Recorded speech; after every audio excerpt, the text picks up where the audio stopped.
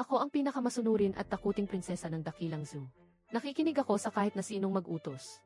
Nang sunduin ako ni na ama at ina mula sa lungga ng mga pulubi pabalik sa palasyo. Pinagtawanan ako ng ampon kong kapatid.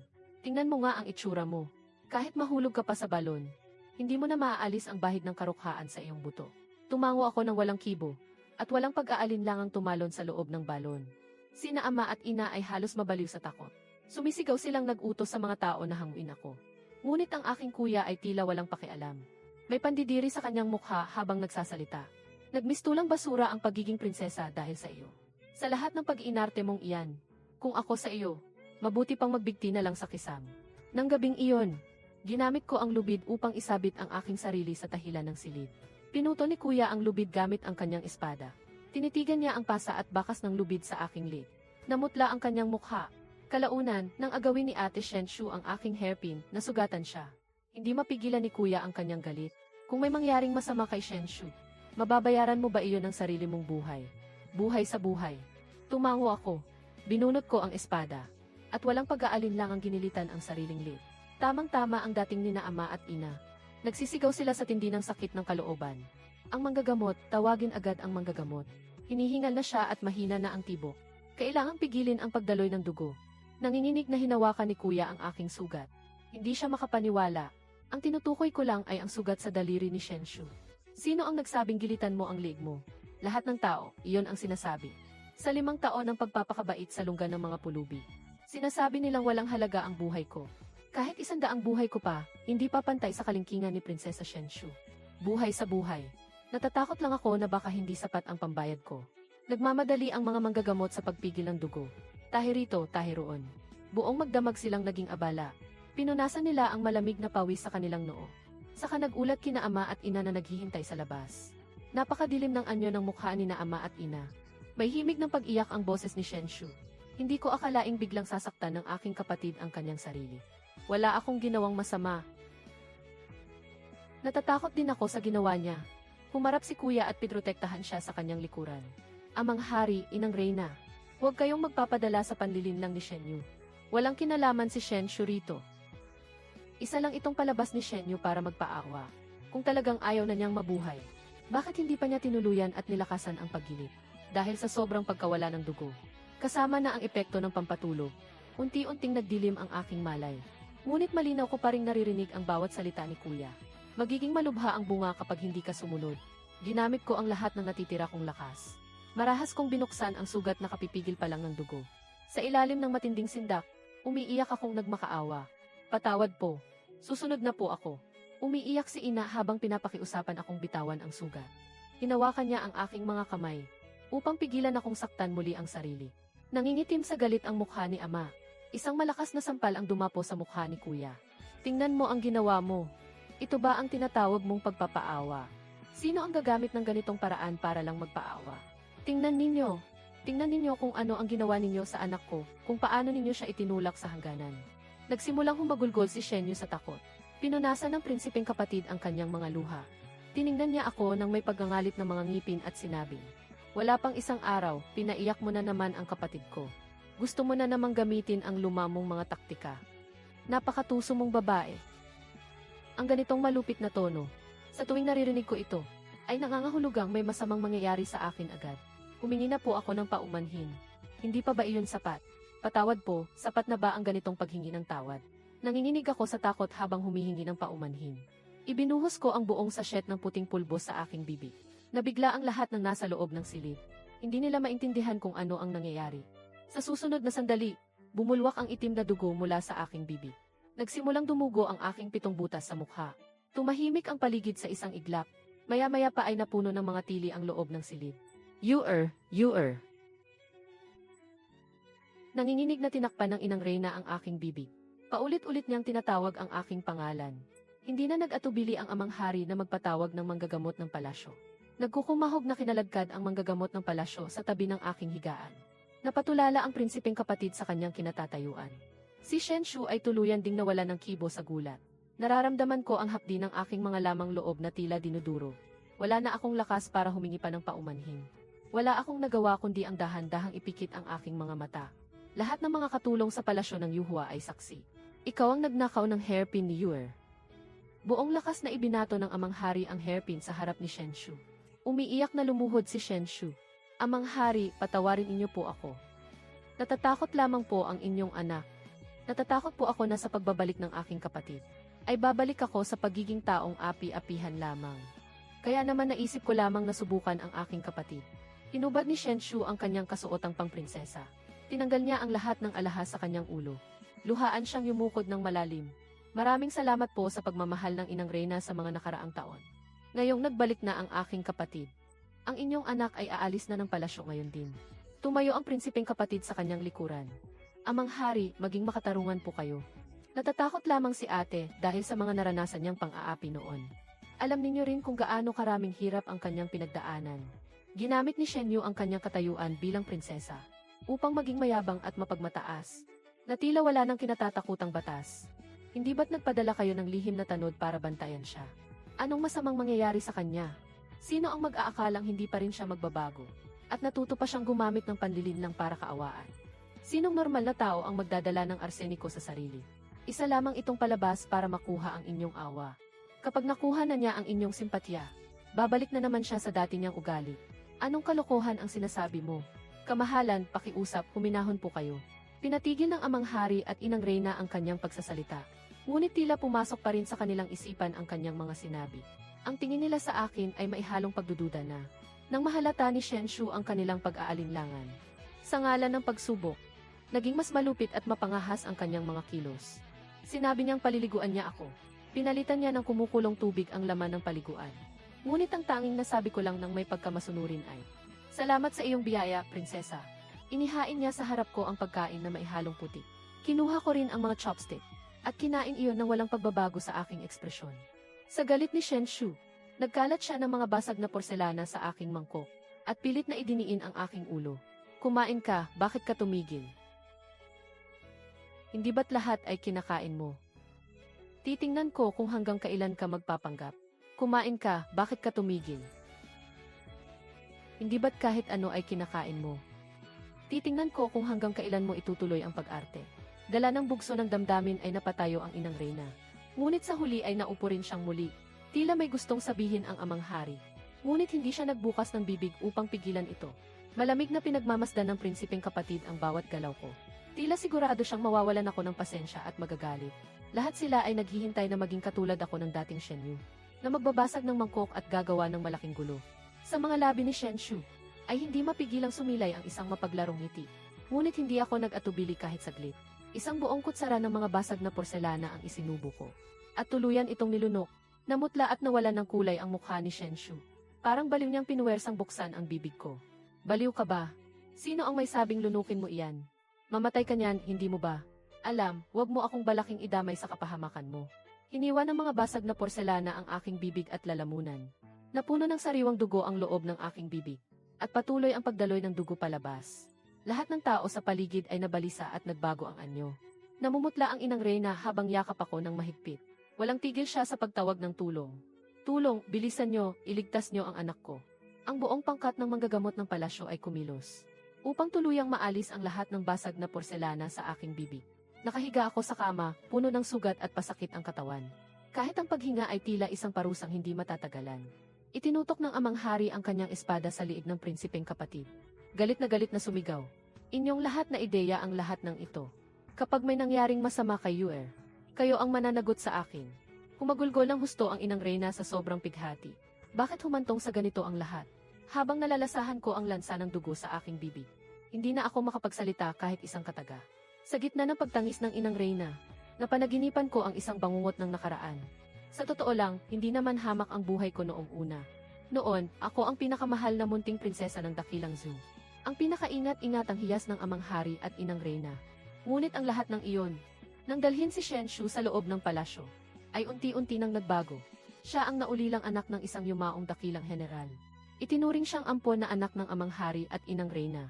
Kinaawaan ko ang ate kong ito. Ibinigay ko sa kanya ang mga pagkaing gusto ko. Hinati ko ang aking palasyo para sa kanya.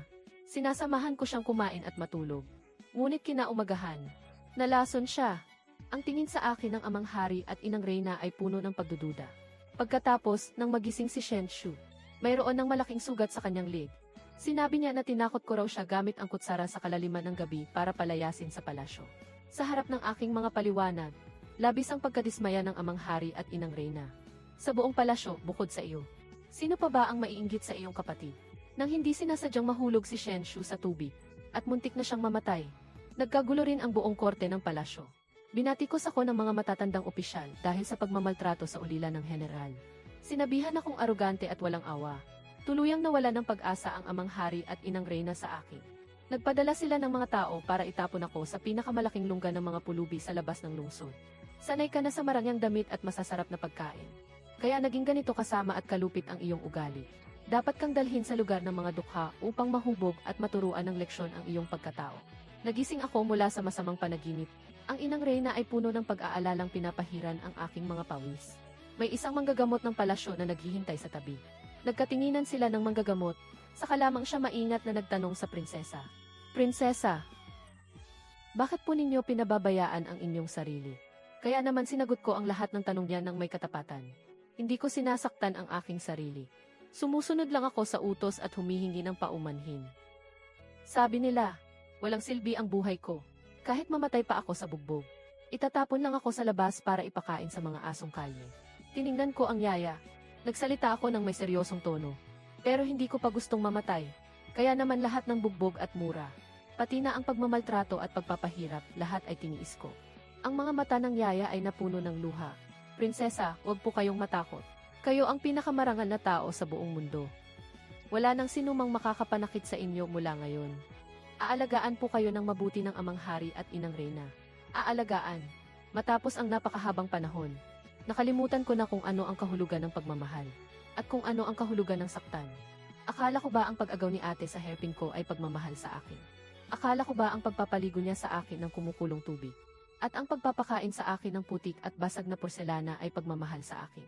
Akala ko ba ang walang tigil na pagmura sa akin ni kuya ay tanda ng pagmamahal niya sa akin? Akala ko ba kahit anong gawin nila sa akin, at ang hindi pakikialam ni na ama at ina, ay dahil mahal nila ako? Tumango ako na parang may naintindihan. Pero, pwede bang pakiusapan sila na huwag na akong masyadong intindihin?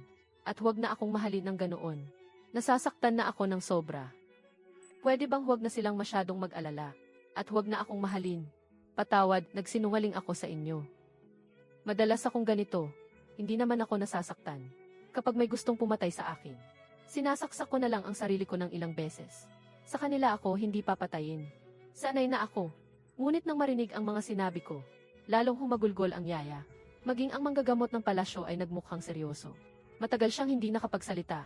Ang mga salitang ito ay naiparating ng buo sa amang hari at inang Reyna. Hinimatay sa pag-iyak ang inang Reyna. Ikinulong naman ng amang hari ang sarili sa silid aklatan. Isang buong araw at gabi. Sa huli, si kuya na galit ang nagpabukas ng pinto. Ama, ina, nalinlang lang kayo sa mga kwentong imbento ng batang iyon. Balitang sa loob ng silid aklatan noong araw na iyon, sumiklab ang galit ng amang hari. Nag-utos siyang parusahan ng malupit ang prinsipeng kapatid. Pagkatapos ng araw na iyon, nagsimulang maging maingat ang amang hari at inang Reyna sa pakikitungo sa akin. Nang hihina ang katawan ko, hindi ako makaupo. Personal na nagdala ng pagkain ang inang Reyna at paisa-isang kutsarang sinubuan ako. Masyadong masakit ang aking mga sugat. Hindi ako makakain. Kaya ang inang Reyna mismo ang nagluto ng mga pagkaing malalambot. Kahit isang subo lang ang madagdag ko. Umiiyak na siya sa tuwa. Gumawa ang amang hari ng saranggola at dinala ito sa harap ko. Noong bata ka pa, paborito mo ang duyang ginawa ni ama. Naaalala mo ba? Ipinagpaliban ng amang hari ang pulong sa umaga. Para lang ilabas ka ng palasyo at magpalipad ng saranggola. Ngayong lahat sila ay nakatuon na ang atensyon sa iyo. Nakamit mo na rin sa wakas ang layunin mo. Nagitngit sa galit ang amang hari. Tumayo siya at itinaas ang kamay para sampalin siya ng malakas.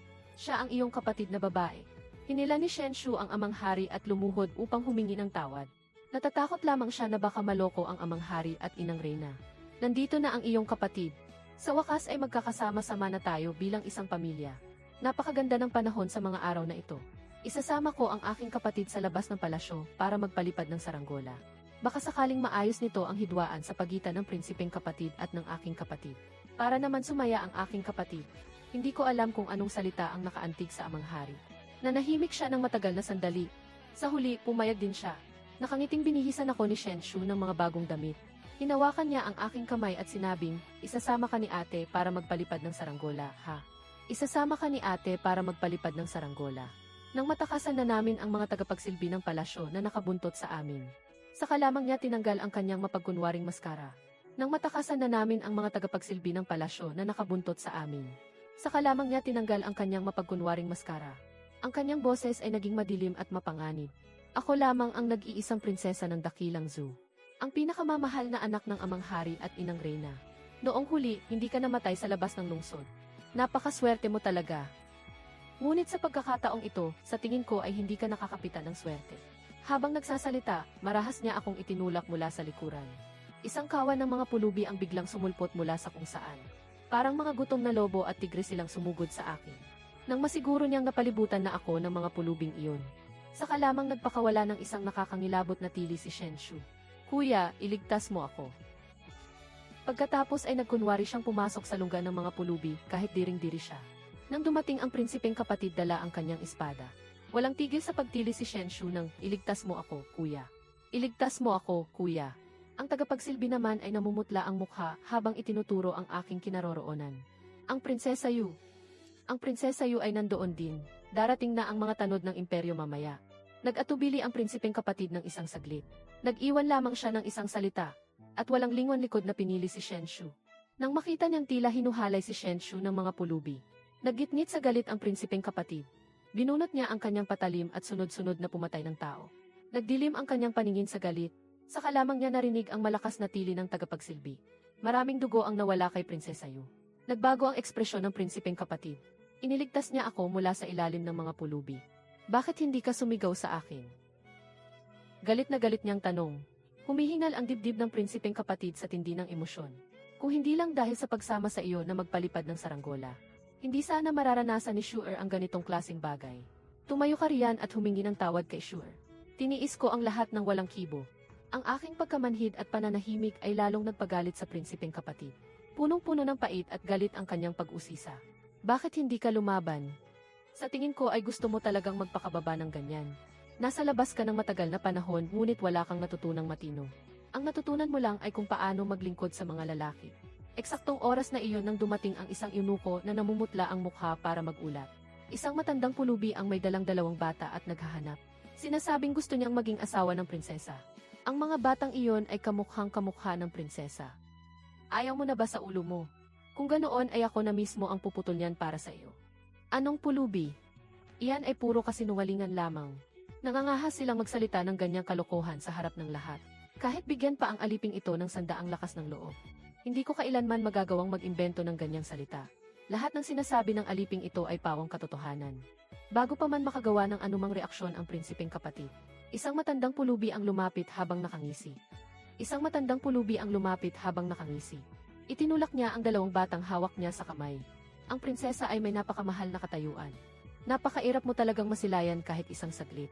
Ngunit ang mga bata ay nangulila na sa kanilang ina. Wala na rin akong magagawa. Ito ang mahal na prinsipeng kapatid. Dali, tawagin niyo siyang kuya. Sino ang kuya niyo? Mga bantay, kalagkarin ang mga pulubing ito sa labas at pugutan ng ulo. Nabigla ang lahat. Bigla siyang tinawag na kuya ng mga pulubi. Sa sobrang galit, binunot ng prinsipeng kapatid ang kanyang espada. Ngunit nilagpasan siya ng dalawang bata. Niyakap nila ako at walang tigil sa pag-iyak. Hindi mo na ba kami kilala? Sabi ni Papa, pupunta ka raw para magkaroon ng magandang buhay. Kailan mo kami isasama para guminhawa rin ang buhay namin? Tunog ng pagbagsak ng bakal. Nabitawan ng prinsipeng kapatid ang kanyang espada sa sahig. 19 na taong gulang. Paano ako magiging ina ninyo? Impossible ito.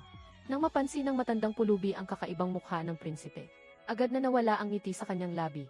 Umatras siya ng ilang hakbang. Nagdala lang kami ng kahihiyan sa inyo. Walang kasalanan ang dalawang batang ito.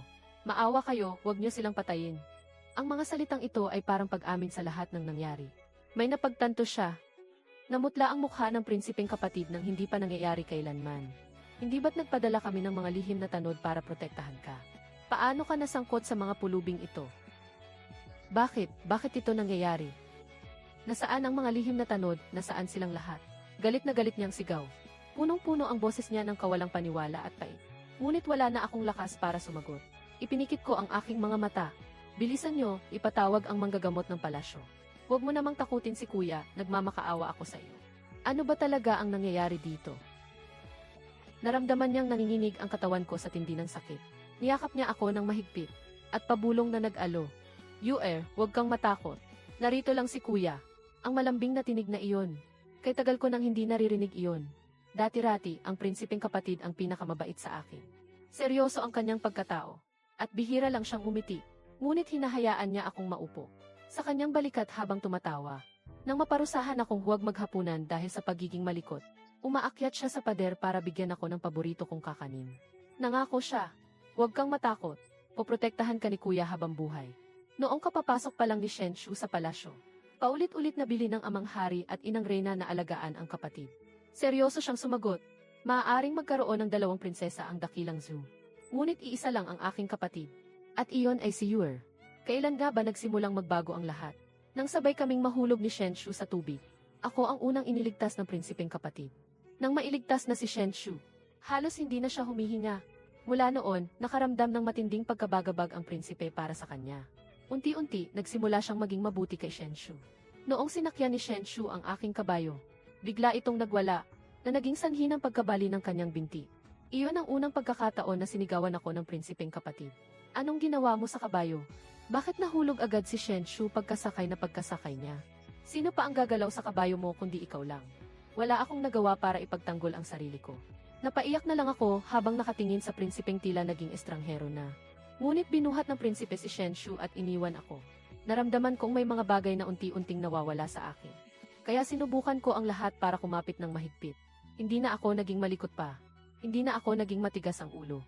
Nag-aral akong mabuti at nagsanay magsulat. Maging ang guro sa palasyo ay pinuri ako.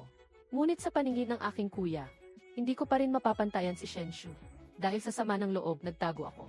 Iniisip na hahanapin ako ni kuya ng may pag-aalala. At hihingi siya ng tawad sa akin. Sasabihin niyang, patawad, Yuer. Patawad, Yuer. Hindi dapat naging kampi ang iyong kuya. Ngunit nagtago ako mula pagliwanag hanggang sa kalaliman ng gabi. Wala man lang naghanap sa akin. Habang ang aking silid ay maliwanag ang ilaw. Ang amang hari ay abala sa pagrepaso ng mga dokumento. Ang inang reyna naman ay sinusubuan ng pagkain si Shenshu. At si kuya ay nakangiting nagkukwento sa kanya. Ang mainit na liwanag na iyon ay sumugat sa aking mga mata. Tila ako ang taong sobra at hindi kailangan. Pagkatapos niyon, sa bawat pagluha at paghihirap ko, mas lalong nawawala ng pasensya sa akin si kuya. Hanggang sa muling mahulog sa tubig si Shenshu. Tuluyan nang nawala ng pag-asa si kuya sa akin. Ang lahat ng karangyaan at yaman mo ay bunga ng sakripisyo ng mga bayani ng pamilya Shen. Ikaw ay isang prinsesa ngunit napakasama ng iyong puso. Babawiin ko ang iyong katayuan bilang prinsesa. Tingnan natin kung ano pa ang gagamitin mo para mang-api ng iba. Tama ang sinabi ni kuya. Nang mawala ang aking katayuan bilang prinsesa, wala na nga akong halaga. Nang itapon sa kuta ng mga pulubi, naging isang hamak na buhay na lamang ako na maaaring tapakan ng lahat.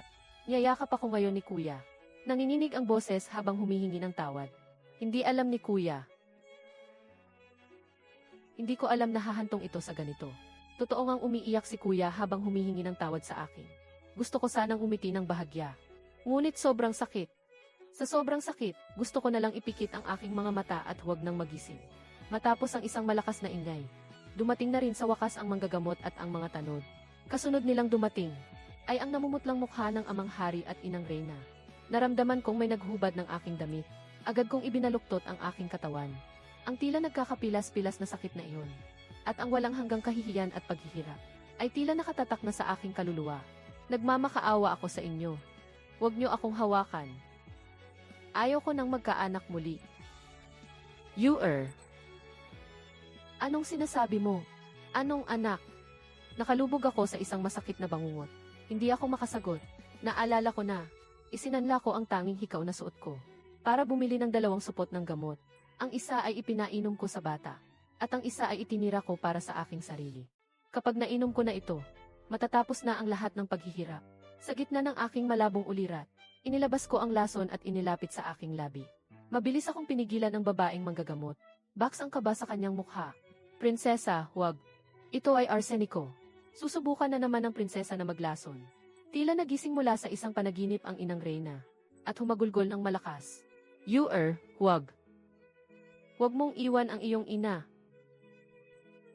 Sa sobrang sakit, Gusto ko nang iuntog ang aking ulo sa pader. Napakalakas ng aking pagpupumiglas. Kahit silang lahat ay hindi ako mapigilan. Wala nang nagawa si kuya, kundi iharang ang kanyang kamay sa pader. Hindi nagtagal. Nagsisimula nang dumanak ang dugo sa kanyang mga kasukasuan. Ngunit tila wala siyang nararamdamang anumang sakit. Hinayaan niya lang ako na parang nahihibang na sumugod sa kanya.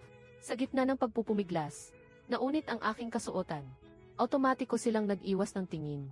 Ngunit nang makita nila ang di mabilang na mga peklat sa aking katawan, biglang tumahimik ang paligid sa isang iglap. Maging ang bihasang manggagamot ng palasyo ay napatigil din ang kamay sa hangin. Paano ito nangyari? Ipinadala lamang siya upang maranasan ang buhay ng mga karaniwang tao. Nagtalaga kami ng isang buong pangkat ng lihim na tanod upang protektahan siya. Bakit naging ganito ang kinahinatnan? Di mabilang na mga bakas ng paso, mga sugat mula sa patalim at mga itim at asul na pasa. Maging ang 2 buto sa kanyang dibdib ay baluktot sa isang kakatwang anggulo. Pinagmamasdan ni Inang Reyna ang aking mga sugat. Hindi makapaniwala sa nakikita. Ang aking anak. Sa tindi ng sakit na ito, bakit hindi ka sumisigaw? Sige na, isigaw mo ang sakit. Napatid ang lakad ni Amang Hari, at lumuhod sa tapat ng aking higaan. Nanlilisik ang mga mata sa tindi ng galit at sakit. Ano ba talaga ang nangyari? Magsalita ka, sabihin mo sa akin. Tinitiyak ni Amang Hari na makakamit mo ang katarungan. Sinuntok ni Prinsipeng Kapatid ang pader. Namumula ang kanyang mga mata. Bigla siyang napaupo sa sahig sa panghihina. Wala nang lakas ng loob na tingnan pa ang aking mga sugat. Kung makakamit man ang sinasabi ninyong katarungan, mababawasan ba nito ang hapdi ng mga sugat sa aking katawan? Kung hindi, ano pa ang saysay ng huling katarungang ito? Nagsimula ng suriin ng manggagamot ng palasyo ang aking katawan. Isa-isa siyang nagtanong, at sumagot ako ng buong katotohanan. May 7 o 8 sugat na ako mismo ang may gawa. Nang makita nilang puno ako ng dugo, inakala nilang malas ako. Kaya hindi na nila ako ginalaw. Ang mahahabang sugat na iyon ay taga mula sa ibang tao. Noong una, binalak ko ring lumaban. Ngunit napakasakit talagang mataga. Kaya naging masunuri na lamang ako. Mga latay ng latigo, bakas ng paso, at di mabilang na mga pasa. Nadadagdagan ang mga sugat na ito araw-araw. Kaya hindi ko na matandaan kung saan galing ang bawat isa. 4 na beses akong nagdalang tao. Ang 2 ay nakunan dahil sa pambubugbog. At ang 2 pa, tiningnan ko sina Amang Hari at Inang Reyna na tila hihimatayin na. Seryoso ang mukha ng manggagamot ng palasyo. Nangangamba na baka hindi na siya muling makapagkaanak. Tungkol naman sa iba pang mga naging pinsala sa katawan. Kailangan itong dahan-dahang gamutin sa paglipas ng panahon. Nang marinig ito, hindi na nakayanan ni Inang Reyna. Nang hina ang kanyang katawan, at siya ay nawalan ng malay. Hinimatay siya sa tindi ng dusa.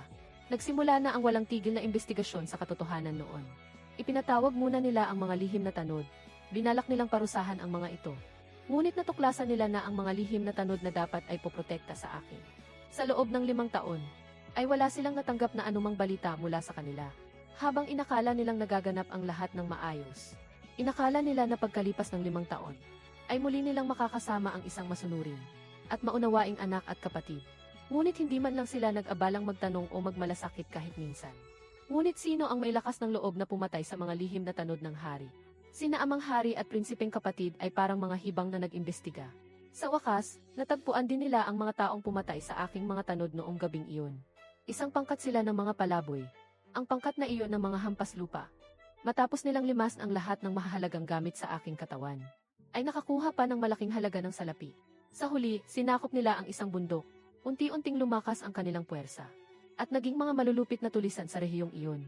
Nang araw na matunton ang kinaroroonan ng mga tulisan, si Prinsipeng Kapatid mismo ang namuno sa hukbo upang pulbusin ang bundok na iyon.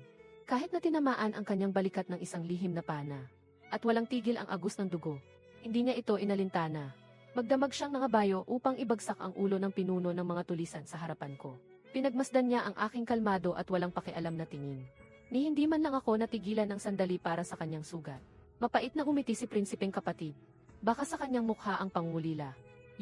Noong una kapag nasusugatan ang iyong kuya, hindi tumitigil ang iyong pag-iyak. Na tila ba ikaw ang nakararamdam ng sakit sa bawat sugat? Hindi akalain na ang mismong prinsipe ang darating upang puksain ang mga tulisan. Dahil sa matinding paghihirap na dinanas sa daan na mas masahol pa sa kamatayan. Talagang natakot na siya. Ang tanging hiling na lang niya ay ang mabilis na katapusan. Kaya naman ipinagtapat na niya ang lahat. Ang nag-utos sa amin ay nagsabing mga tagapagsilbi lang ang kasama niya. Akala rin namin ay isa lamang siyang ulilang babae na walang ama at ina. Talagang hindi namin alam na siya pala ay isang prinsesa. Sino ang mag-aakalang may maglalakas loob na itapon ang isang prinsesa sa kuta ng mga pulubi? Amang hari, inang reyna. Maging si prinsipeng kapatid ay hindi nakapagsalita sa sandaling iyon. Ang kanilang mga mukha ay puno ng matinding pagsisisi. Sino ang nag-utos sa iyo? Magsabi ka ng tapat. At hahayaan kitang mamatay ng buo ang katawan. Hindi ko alam ang kanyang pagkakakilanlan. Ngunit nakita kong may pilat siya sa liig dahil sa hiwa ng patalim. Isang pilat. Sa loob ng palasyo, hindi makapaniwala ang prinsipe sa pilat na iyon. Napakasela ng pagpili ng mga tauhan sa palasyo. Imposibleng magkaroon ng babaeng may pilat sa katawan. Tanging si Shen Shu lang. Hindi siya pumayag na alisin ang pilat sa kanyang liig. Tanging si Shen Shu lang. Ayaw niyang ipatanggal ang pilat na iyon sa liig. Dahil gusto niyang tuwing makikita nila ito ay makararamdam sila ng panunumbat ng budhi. Naisip din ito ni na Amang Hari at Inang Reyna. At agad na naging napakapangit ng kanilang mga ekspresyon. Sa loob ng palasyo ni Shen Shu, galit na galit siyang nagbabasag ng mga kagamitan. Napakaswerte talaga ng hampas lupang iyon. Laging nakatataka sa kamatayan. Sayang ang ginawa kong paghiwa sa sarili kong liig noon. At sa wakas ay naitulak ko siya sa lawa para lang mapalayas siya. Kung alam ko lang, dapat ay ipinapatay ko na siya sa mga palaboy na iyon noon pa. Sina Amang Hari at Inang Reyna ay nalinlang niya ng husto. Sino ang nakakaalam kung ilang anak sa labas na ang iniluwal niya? Hindi siya karapat-dapat na maging isang prinsesa. Abala lang siya sa paglalabas ng kanyang galit. Hindi niya napansin na ang lahat ng mga aliping babae sa paligid ay nakaluhod na. Nanginginig sila sa takot habang nakatingin sa may pintuan. Nang may mahalata siya, lumingon siya, at nakita ang tatlong figurang nakatayo sa kanyang likuran na may mga mukhang kasing dilim ng malalim na tubig. Agad na napalitan ng taranta ang kanyang mukha. Itinuro siya ni Inang Reyna sa tindi ng galit. Hindi tumitigil ang panginginig ng kanyang mga kamay. Ang lahat ng ito ay palabas mo lang pala. Upang saktan at ilubog si Shenyu sa ganitong kalagayan. Minahal kita na parang tunay na kapatid.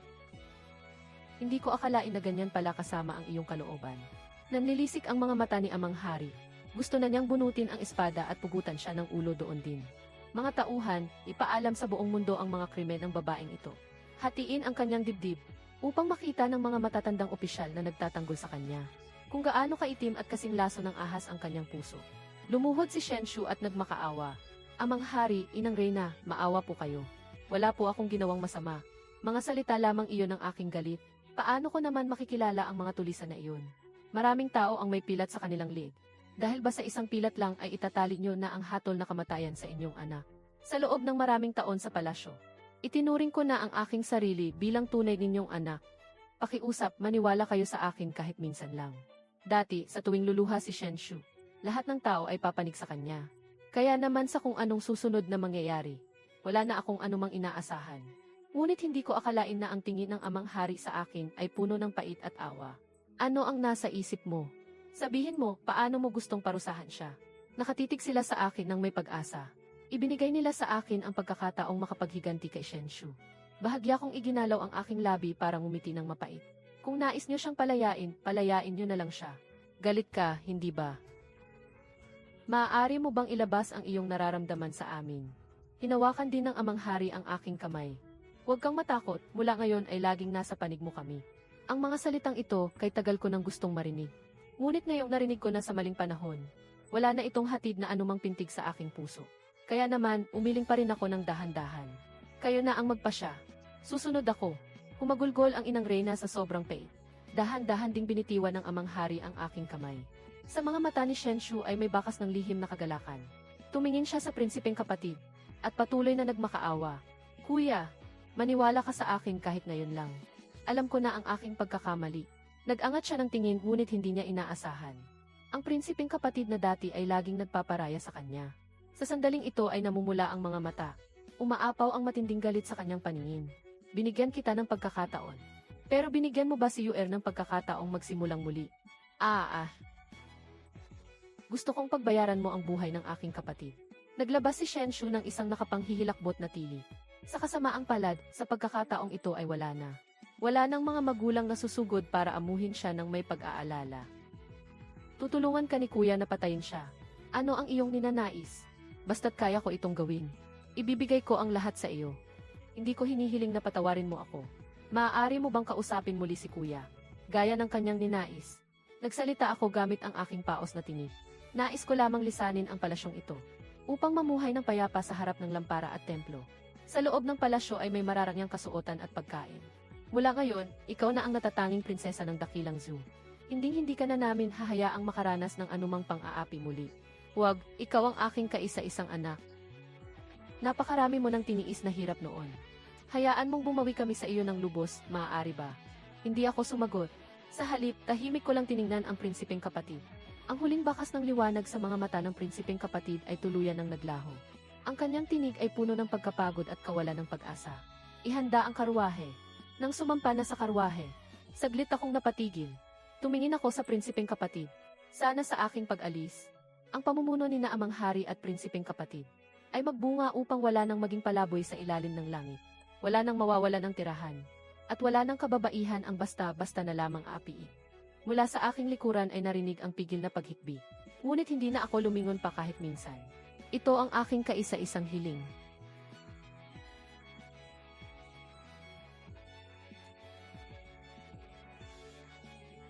Paalam na.